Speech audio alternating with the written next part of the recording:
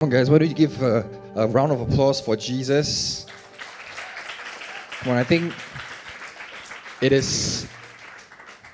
Yeah, every time we come to this time of the year, I think it gets a bit emotional for some of us. I think when we think about Jesus, when we think about what He has done on the cross for us, I don't know about you, but I feel emotional when I sing songs of remembrance of like how God has sent His Son Jesus to die on the cross for us. You know, it carries a lot of weight, right? That's why it is so important for us.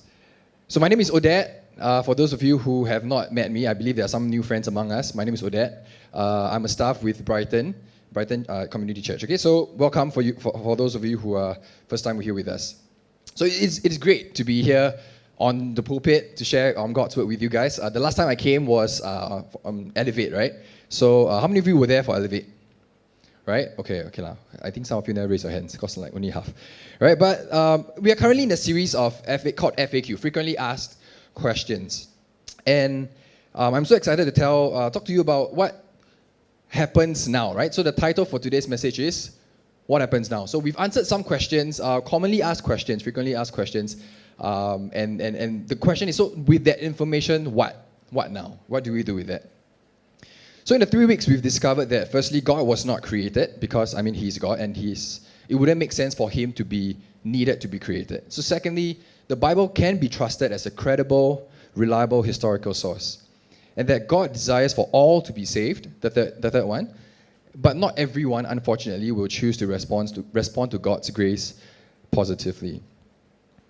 So since we've already established some foundations, we've answered some questions, I will not go into detail of Jesus' death and resurrection, but instead talk about how all that information that we have, the understanding of information, should affect our lives, if at all. So for those of you who it's the first time here or you missed a couple of the sermons the past 3 weeks, I encourage you guys to go online, ask for a link to go and watch the sermons to understand the questions again, because it will help to change your perspective on certain things. Okay? Cool? Everybody good? Give me a thumbs up if you're feeling good. All right, come on, guys. You are youths. You are like, some of you are half my age. Okay, come on. You got a lot of energy. Yes? Okay, let's try that again. You got a lot of energy. Yes? All right, that's what I want to hear. Okay, cool. So you all can agree. You all can respond. Okay, I'm cool with that. Just don't shout like random things. Okay? Yeah, cool. So some people view the Bible as something extremely old. Right? It's an extremely old document that is no longer applicable. Because, it's so old, and especially because the context of the culture was so different. It is true that there are some inevitable differences, such as the understanding of science. So to them, they call the sky heaven, but we understand that the sky is not heaven, right? You go past the sky, it's something else there. You can't find God there, right? Or our lack of understanding of their culture. Certain words mean different things in their culture, in their time. And the best we can do is try to understand what they mean during their time and then apply it today. So there are some differences and difficulties in understanding these things, but we need to understand the main essence of the Bible. The message of the Bible does not change. It has always been the same, and it is trustworthy, as we have talked about 2 weeks ago. So Christians know that the authority of the Bible, we know the authority of the Bible. We know it's divine, we know its authority, but many of us still choose and pick and choose, right? The things that we want to hear, we want to obey. We love the idea of our Father that does not withhold good things from us, from His children. But we dislike the idea of God or being a Father that disciplines us and teaches us.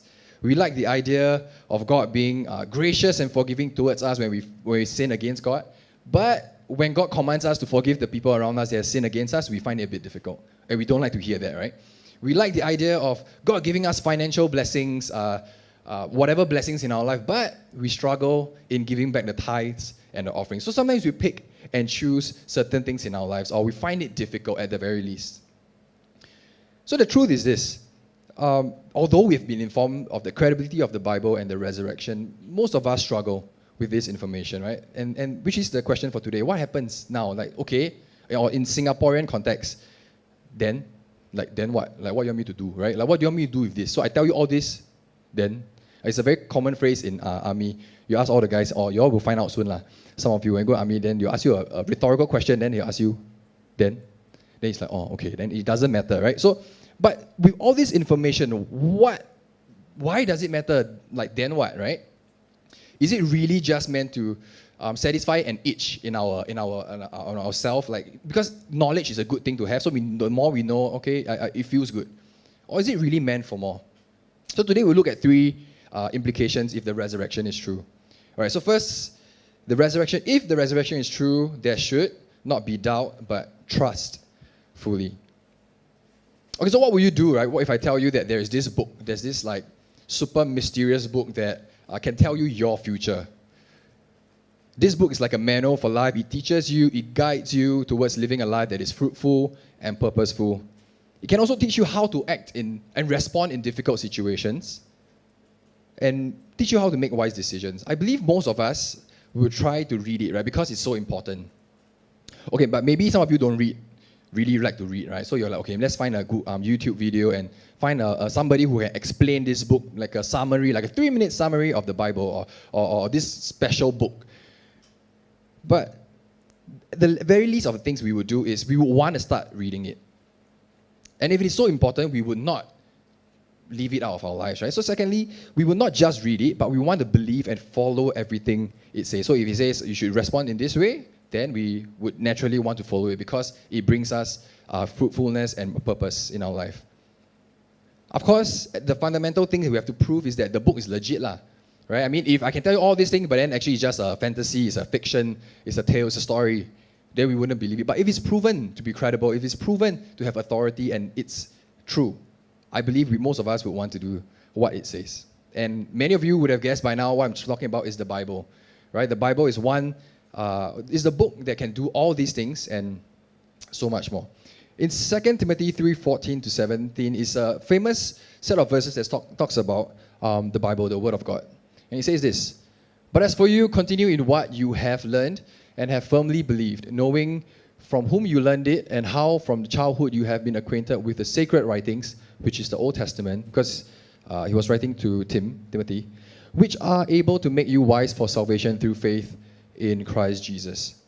So Paul is speaking to Timothy, right, here, encouraging him to continue doing what he has learned from the Old Testament while he was growing up, and the things that he has learned from Paul as he was being discipled by Paul. So Paul explains that it is because the Scripture, all Scripture, is from God and they are helpful for what things? For teaching, for reproof, which is like rebuking, for correction, and training in righteousness. So some of us, maybe you're like, yeah, okay, I think I am pretty okay with learning what the Bible teaches us, right? Or love is this, love is that, respond in thankfulness and patience and stuff like that. As long as it doesn't really change the way we view our lives or view certain things. We have a term and condition. We have certain things that, okay, you can do this, but maybe, just avoid touching this area, my precious. Okay, maybe some of you are too young, you don't understand the reference. My precious, no? Okay, you all can laugh, okay? If it's funny, you all laugh. Not funny, also laugh to encourage me, okay? Oh, amazing. What is the best? All right, okay, enough. Thank you. Yes, so, yeah, we believe certain things, but then we withhold certain things, right? We don't like the idea of being rebuked and being corrected because that requires us to change, right? What if I told you that something you believed in while growing up needs to be changed? Like I don't know, you believe that brushing teeth is bad for you, but I'm telling you brushing teeth is good for you. Then, oh no, I need to change my life. I need to start by brushing my teeth. Or you believe that cornflakes need to go in after the milk. Oh man, I'm telling you, you're doing it wrongly. Okay, you need to put in the cornflakes first, then the milk. Amen? All right, what an amazing audience that I have here. Okay, cool. Okay, now I'm a bit lost. Okay. Yeah. Thanks. Okay, so if the Bible, it really is credible and we believe in it, right? We will not doubt the things that it writes in the Bible, because no matter how difficult it is, we know it is true, right? It doesn't matter if we like it or not, it is true, right? We need water to survive. You don't like it, too bad. You have to drink it, right? You don't like the taste of water, I mean there are other liquids, but mainly it's water, right? You have to drink it. So, for example, forgiving someone that has done something horrible to you is a difficult thing to do.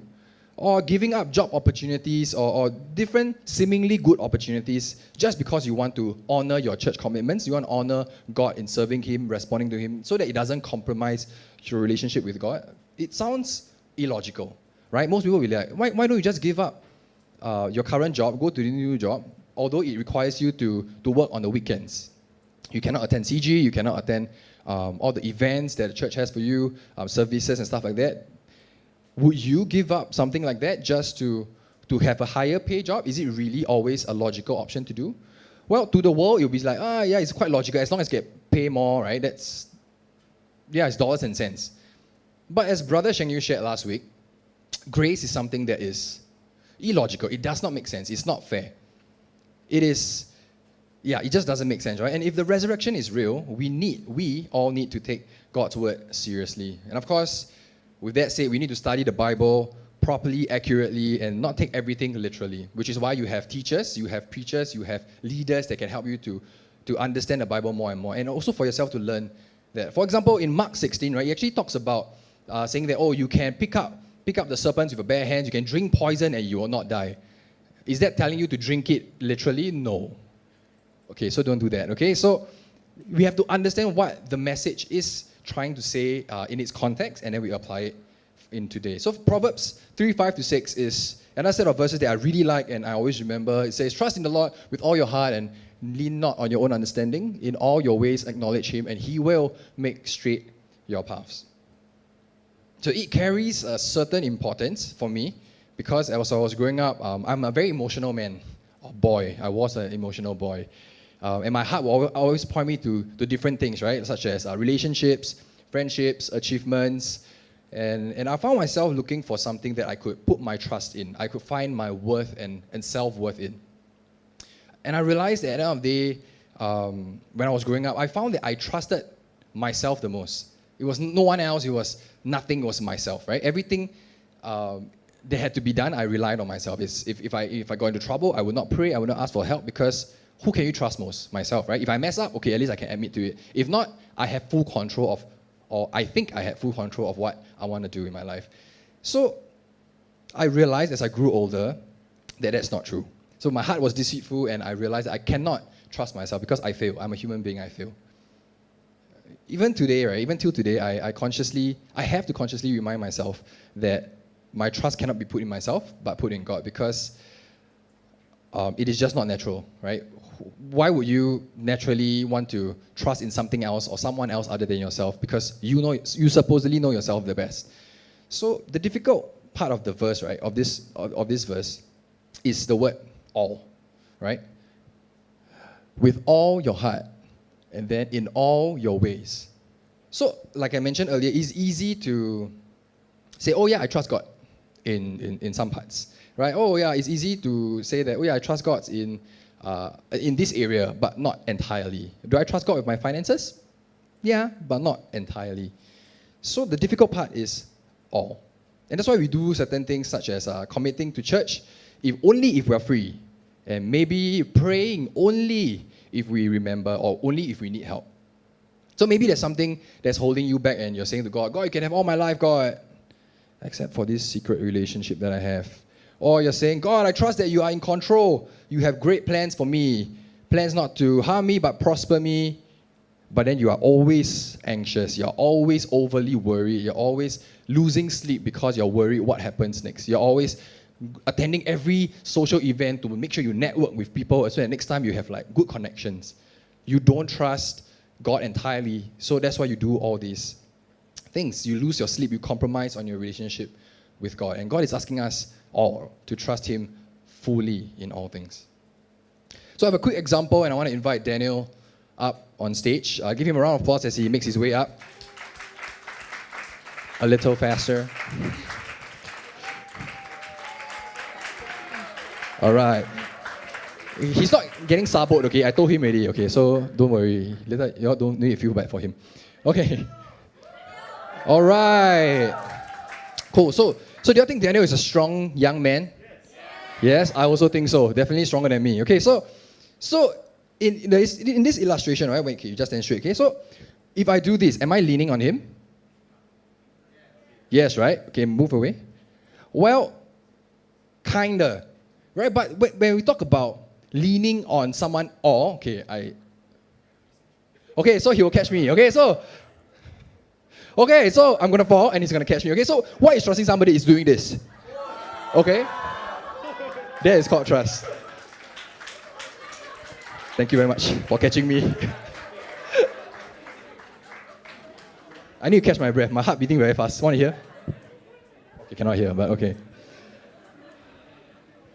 You're also scared, right? You're like, oh my gosh, she's gonna fall. Okay, but I trusted him. Why? Because I know him. I know he is strong enough.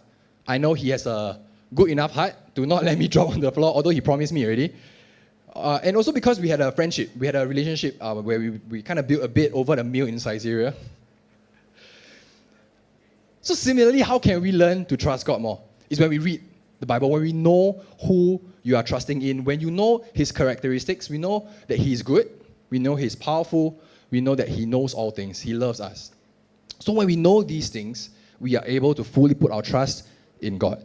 If you're a bit like sus, like, oh, who's this Odette guy? Like, his word's legit, not. Then you have to get to know me, right? You have to hear the things that I say. You have to understand who I am and where I came from. So the only way for us to truly know who God is to read his word, to listen to his word, and to lean in and pray. Right? So, yeah, that's something that we can do moving forward. And it's an application. So if you all don't really do it, I encourage you guys to write it down, go home, and start doing these things. Ask your cell leaders to do Bible studies with you. Okay. Are we good? Are we doing good? Yes? Yes, sir. Okay. So secondly, if the resurrection is true, we are then obliged to worship Jesus because he is God. Right? We should not admire, but worship extravagantly. We should not admire, but worship extravagantly. So we cannot simply stay at the stage of admiration, right? And think that, oh, wow, it's so cool. Jesus did this thing. Jesus walked on water. Jesus turned water into wine. Oh, that's pretty cool, man. Like, thumbs up for you. But there's a difference. But what is the difference? Now, I believe that we all have someone in our lives that we admire, right? It can be a local celebrity. I don't really think there are many that likes local. Maybe Ben King, I don't know. Your parents, maybe a movie star, a Korean drama. Okay, usually there's a lot of sound there, but okay. Actors and actresses, anime characters. Yes, yeah, you admire them for various reasons, right? You can admire them for their looks, values that they have, the capabilities, the morals, achievements, the lifestyle, intelligence. And if you admire this person, it will be obvious, right, to the people around you. I think I know somebody in here loves like Demon Slayer. I think from recent CG one. Last week wore the thing. What's it called? Jacket? No, it's not a jacket. It's what's it called? Outerwear. Okay, I don't know. This like long robe thing is from Demon Slayer. How do you know? Because she's wearing exactly the same thing as what the guy in the anime character. I don't even know his name. Yeah, but yeah, whatever he's wearing, right? So it would be obvious. The songs that you listen to will be on repeat. You listen to the same person's song. You would watch all the movies that he or she has, and you know what are the movies that he or she is going to act in, even if it's like a small part of a movie. You know, you have some posters of this person or the band. You have figurines of the anime characters in your homes. Maybe when you open your phone, the wallpaper is also that person. Okay, don't look at your phone or don't check your... don't check your friends. Yeah, so it's obvious, right? People around you can see. They know. And do you know that there's this term called celebrity worship? I found out recently there's this thing called celebrity worship. So there are actually groups of people who are obsessed with celebrities. And there are like 3 levels. I will skip the easy level because, that's I think a lot of us, or hopefully, but yeah. The easy level is like, eh. So the intermediate level, right, is characterized by this. Having intense and obsessive feelings about celebrities, believing that the pop star is their soulmate. Like, oh, this person is my wife. Or girlfriend, I don't know. Now, believing that a pop star, is that, right? So an example is Billie Eilish. You all know who she is?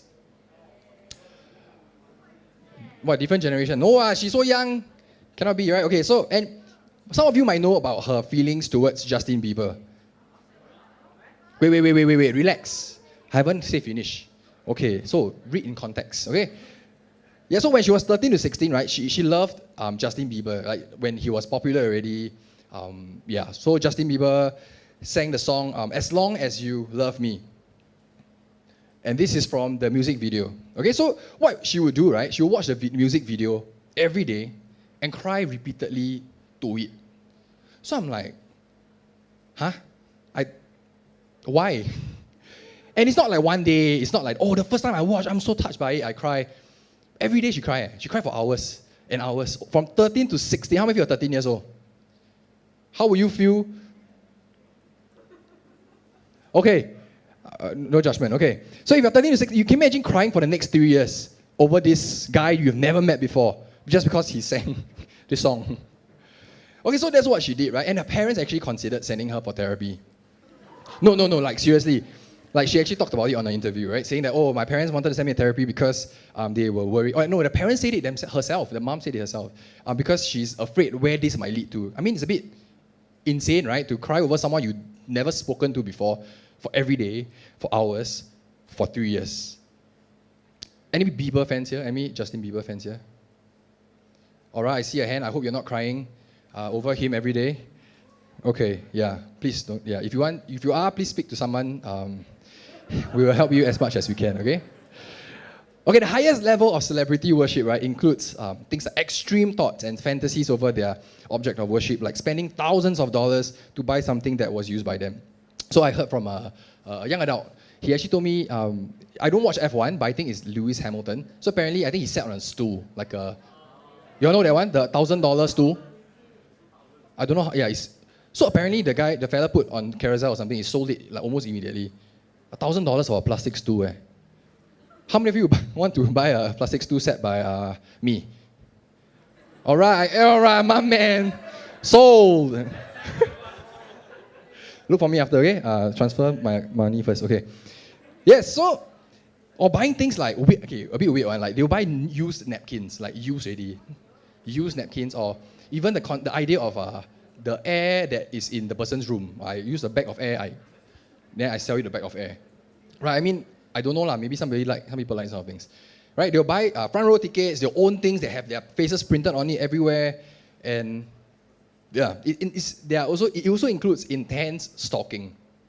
And it's not social media, it's not just social media stalking, but literal, real life stalking. So there's this woman that stalked David Letterman. This is him when he was young, this is him like now, I think. So, okay. Yeah, so he was a late night TV host, right, for 5 years, and so this woman, for 5 years, claimed to be his wife. Like, she really believed that she was his wife, when she had no personal connection to him at all.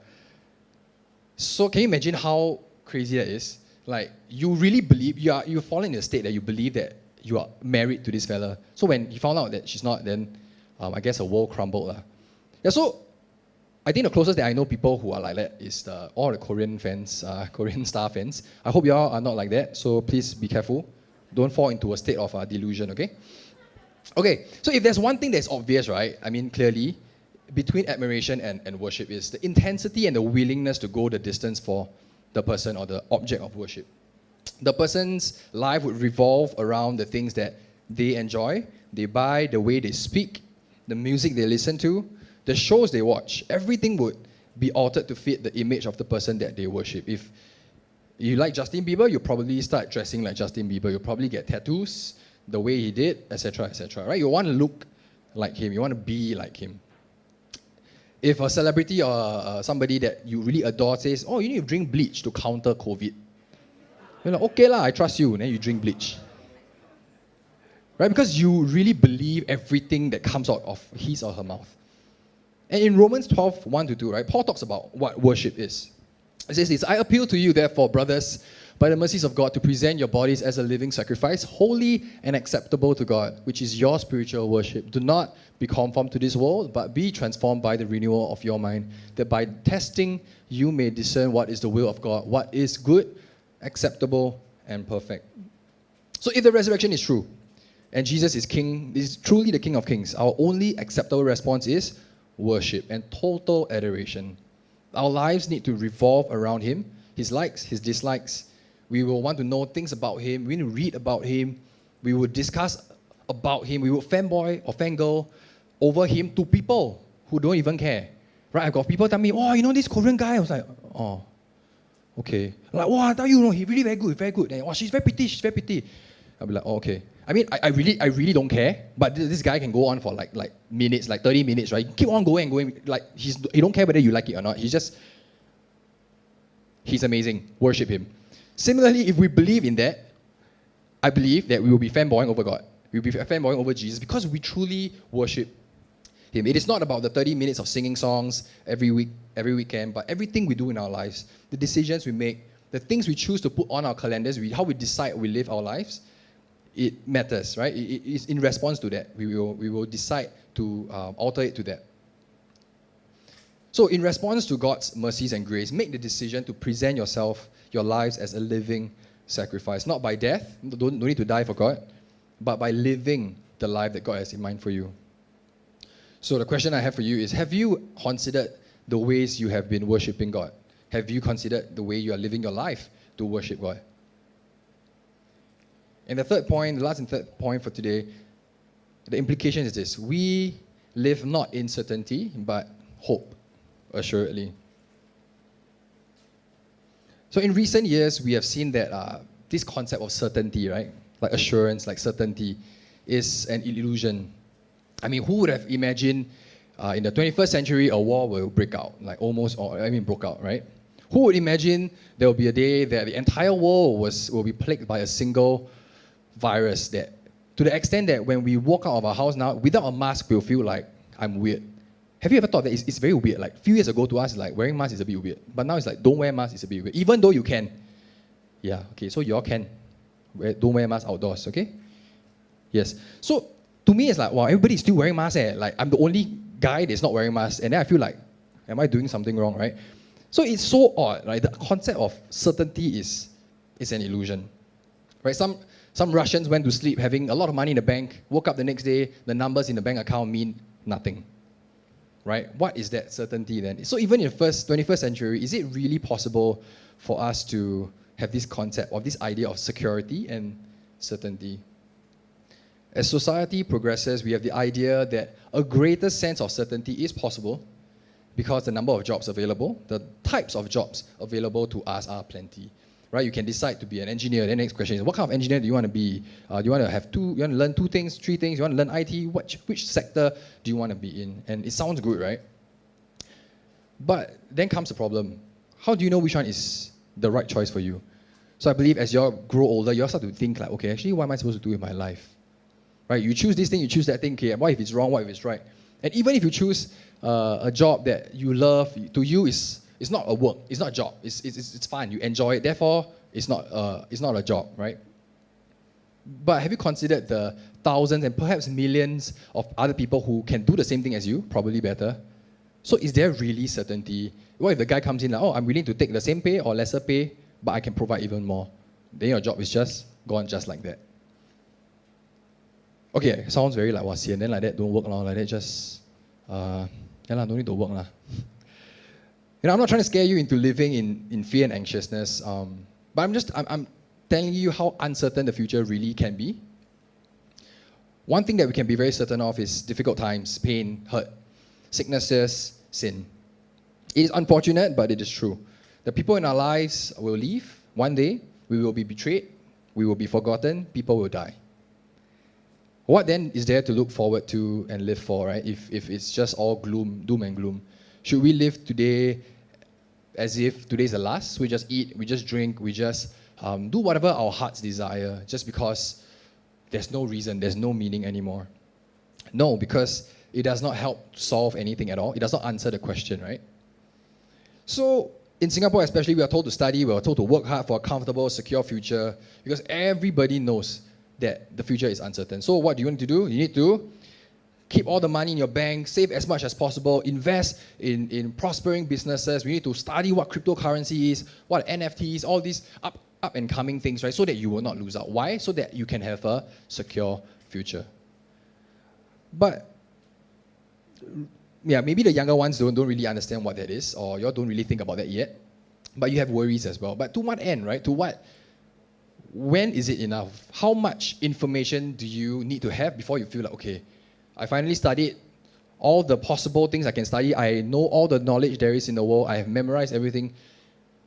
Is that enough? No, right? If you have $1 billion, you want 2. If you have 2, you want 4. It is never enough. So everything seems pointless and meaningless until we look to the Bible. So in 2 Corinthians 4, 7-10, it says this.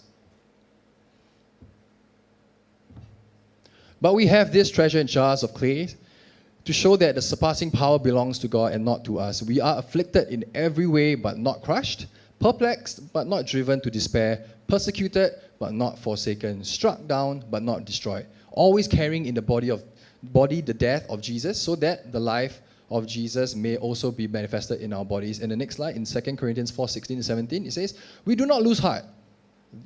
Though our outer self, our bodies, are wasting away, our inner self, our spirit, is being renewed day by day.